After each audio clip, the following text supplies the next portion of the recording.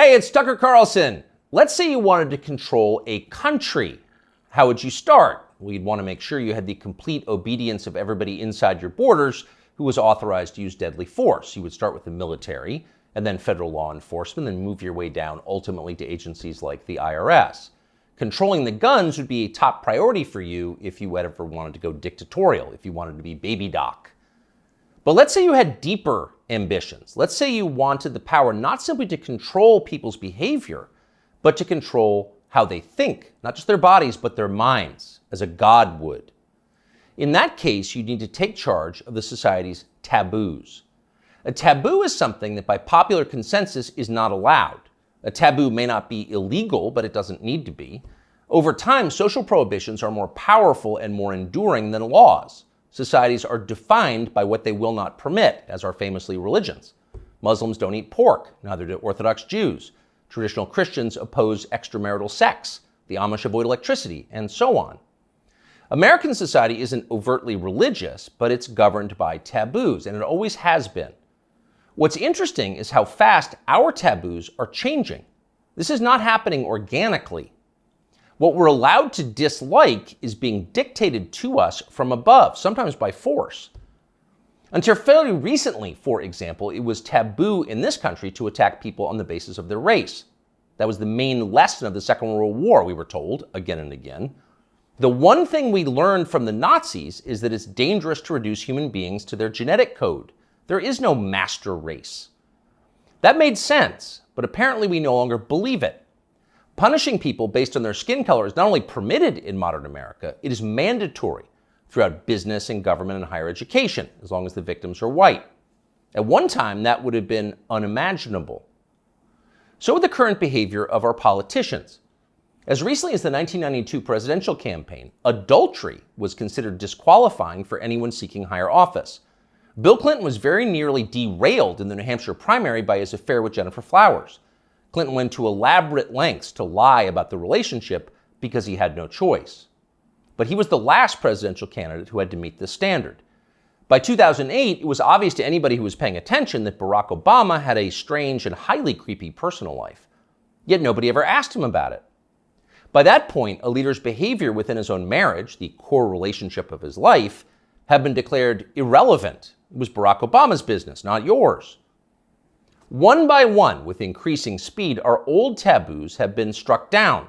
Those that remain have lost their moral force. Stealing, flaunting your wealth, striking women, smoking marijuana on the street, shameless public hypocrisy, taking other people's money for not working. All of these things used to be considered unacceptable in America, not anymore. So it probably shouldn't surprise us that the greatest taboo of all is teetering on the edge of acceptability: child molestation. A generation ago, talking to someone else's children about sex was widely considered grounds for a thrashing. Touching them sexually was effectively a death penalty offense. When Jeffrey Dahmer was bludgeoned to death in the bathroom of a Wisconsin prison in 1994, the Milwaukee District Attorney had to caution the public not to turn Dahmer's killer into a folk hero. Jeffrey Dahmer had molested and murdered children. People felt justified in celebrating his death. 25 years later, that standard had changed dramatically in the state of Wisconsin, as in the rest of the country. In the summer of 2020, during the BLM riots in Kenosha, 17-year-old Kyle Rittenhouse defended his life from a convicted child molester called Joseph Rosenbaum. Rosenbaum was trying to kill Rittenhouse, so Rittenhouse shot him in self-defense. But it was Joseph Rosenbaum whom the media cast as the victim of the story. Kyle Rittenhouse, meanwhile, an underage boy fending off violence from a child molester, was denounced as the villain. Ultimately, he was indicted for murder. One of the things that this tells us is the people who run our country no longer see child molesters as the worst among us.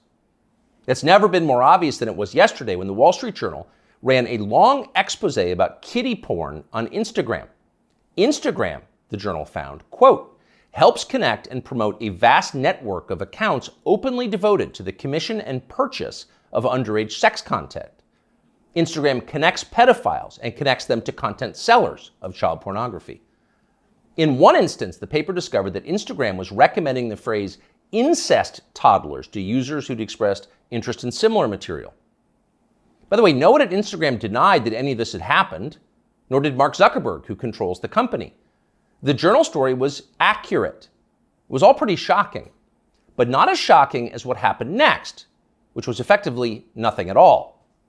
The largest circulation newspaper in the United States revealed that one of the world's most influential companies was promoting pedophilia, and nobody in power did anything about it. The Justice Department did not announce an investigation. Congress did not schedule hearings. The guy who runs Instagram, Adam Mosseri, still has his job. In fact, Mosseri's last tweet, which is pinned, is a video of himself bragging about how effective Instagram's algorithm is. Keep in mind as you watch this, it's real.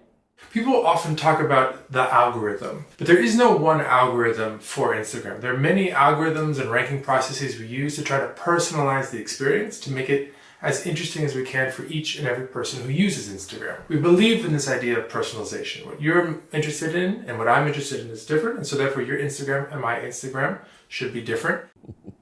What you're interested in and what I'm interested in is different, Mosseri explains patiently. So your Instagram feed will be different from mine. You're interested in children, that's why you're getting all the incest toddler posts. It's a highly personalized experience.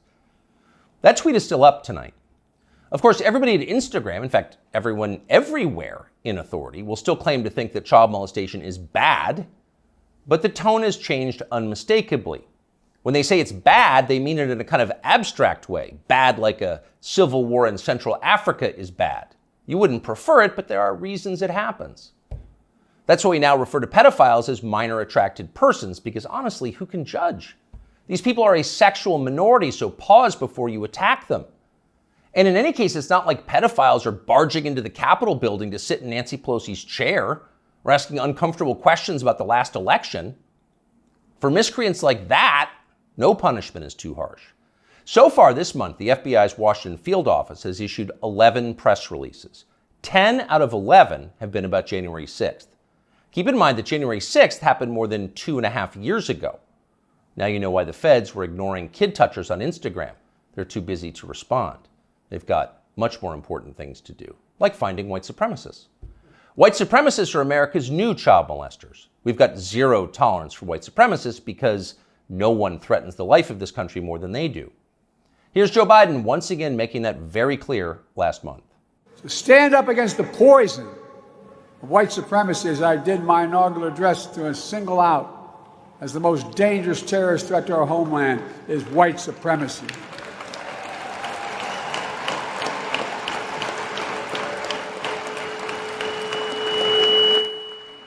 And I'm not saying this because I'm at a black HBCU. I say it wherever I go. Pardon the feedback, but you heard the point. White supremacy is the most dangerous threat to the American homeland. Joe Biden just told us that. It's more dangerous than the threat of nuclear war with Russia. It's more dangerous than the threat of the Mexican drug cartels, who've already killed hundreds of thousands of Americans and are now in control of swaths of our southwestern states. White supremacy is that bad, Joe Biden says. In fact, it's worse. But what is it? That's the question. Can anyone in authority actually define white supremacy? What is it? Is white supremacy liking white people too much? If so, that's going to put those of us with white children in a pretty tough spot. Or is white supremacy something much more obviously bad, like trying to expel all non-whites from America and creating some kind of ethno-state? If that's Joe Biden's definition, what exactly is the scope of this threat? How many people are currently working on this American white ethno-state project? And what are the chances they're going to pull it off? Our guess is not very many and precisely zero. But we can't say for sure because no one has showed us the numbers.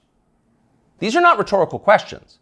When the President of the United States describes something as the worst possible crime Americans can commit, you have a right to know what that crime is. You used to have that right.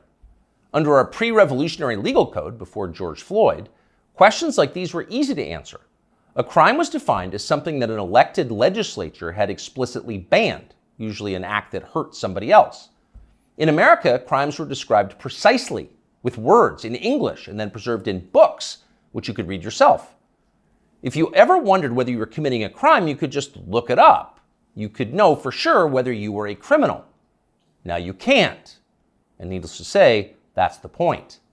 The point of the exercise is to keep you off balance, to keep you afraid. When no one's willing to define the offense, you can't be sure whether or not you're committing it. You could be accused at any time and everything you have taken from you. You live in fear. Remember this guy? Emmanuel Cafferty was driving near a Black Lives Matter protest in Poway in his SDG&E truck when he says he noticed somebody following him and trying to get his attention.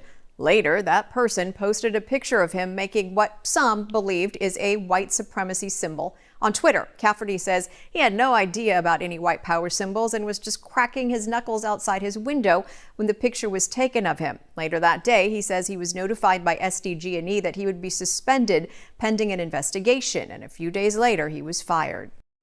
What that man did was so offensive, as you just saw, that local news had to blur the photograph of his hand. He was fired from his job. His life was destroyed for cracking his knuckles.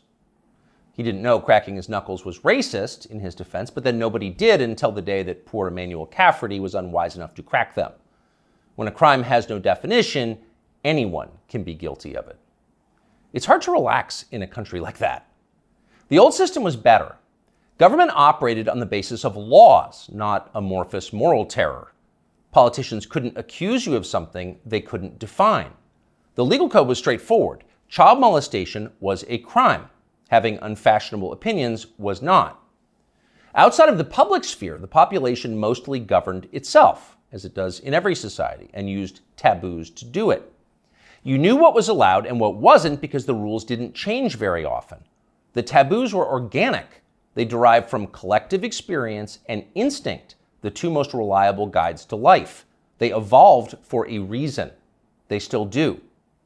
Our job at this point is to protect them, despite the hectoring, the nonstop hectoring from the people in charge. You know the outlines of right and wrong. You were born knowing them. So don't let them talk you out of what you can smell. Don't let them rationalize away your intuitive moral sense. Cling to your taboos like your life depends on them, because it does. Cherish and protect them like family heirlooms. That's exactly what they are.